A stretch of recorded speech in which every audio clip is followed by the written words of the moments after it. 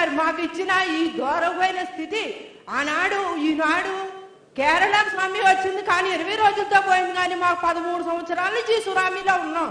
మాకు సహాయం చేయండి, మాకు సహాయం చేయకపోతే మాకు ఏది ఇది ఏది లేదు.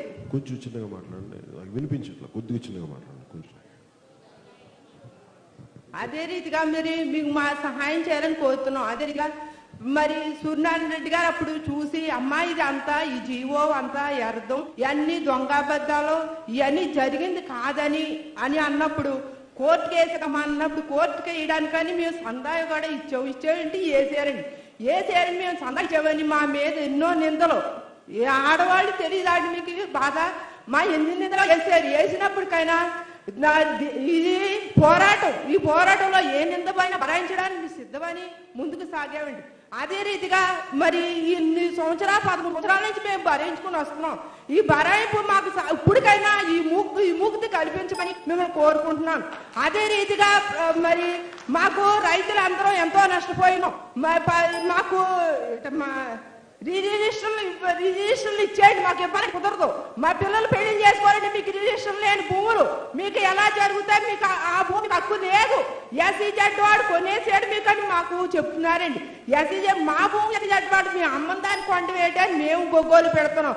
దీనికి కారణం సహాయం చేయమని అడుగుతున్నాం అన్నాడు. మాకు ప్రజారాజ్యం పార్టీ వస్తుందని ఎంతో ఆశించాం, మాకెంతో న్యాయం జరుగుతుందని చూసాం.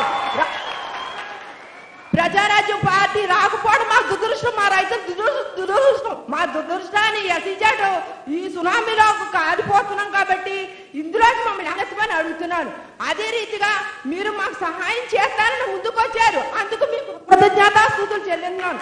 అదే రీతిగా మీరు మా ఏరియాలో ఆనాడు రాజశేఖర రెడ్డి గారు వచ్చి ఇది పెట్టగుడ్డెట్టిన ప్రదేశం అన్నారు. పెట్టగుడ్డెట్టిన ప్రదేశం అప్పుడు ఇంత కోల జనాలకి ఈ రైతాంగానికి తోటలు కొట్టేసి డబ్బులు ఎలా పంచిపెట్టారని నేను అడుగుతున్నాను రాజశేఖర రెడ్డి గారిని.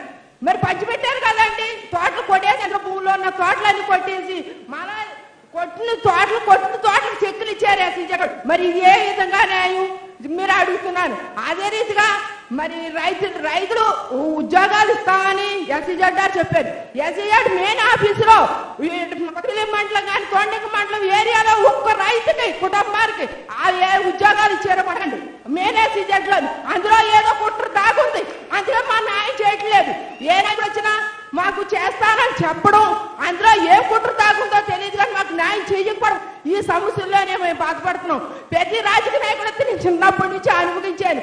1 సంవత్సరాల పిల్ల కాడి నుంచి ఏ నాయకుడన్నా వస్తే మేము మజ్జిగలు అన్నింటిలో మజ్జిగలు తెచ్చివ్వడం, పాలు తెచ్చివ్వడం, ఎన్నో చెట్లు పువ్వులు కోసం దండలు వేసేదని నేను చిన్నప్పటి నుంచి. అలాంటిది రాజకీయ నాయకుడు వస్తున్నాడంటే భయం వేస్తుంది.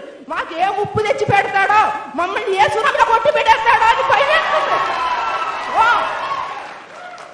అలాంటి రాజకీయ నాయకుడు అంటే రాజకీయం అంటే ఒక కుళ్ళి వ్యవస్థ ముద్ర నాలో పడిపోయింది, ఎవరిలో ఎత్తుకు నాడపడిపోయింది. నేను ఎంతో బాధపడుతున్నాను. నా కుటుంబం విషయంలో కాదు, నా ప్రజల విషయంలో కాదు, మీకు న్యాయం తెలుసుంటే నా రైతాంగానికి న్యాయం చేయమని పూర్తిగా కోరుకుంటున్నాను.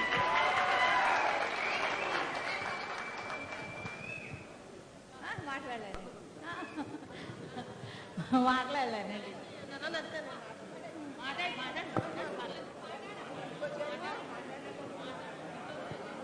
ఏంటి బాబు దారి తెన్ను ఎక్కడ ఉన్నావండి బాబు?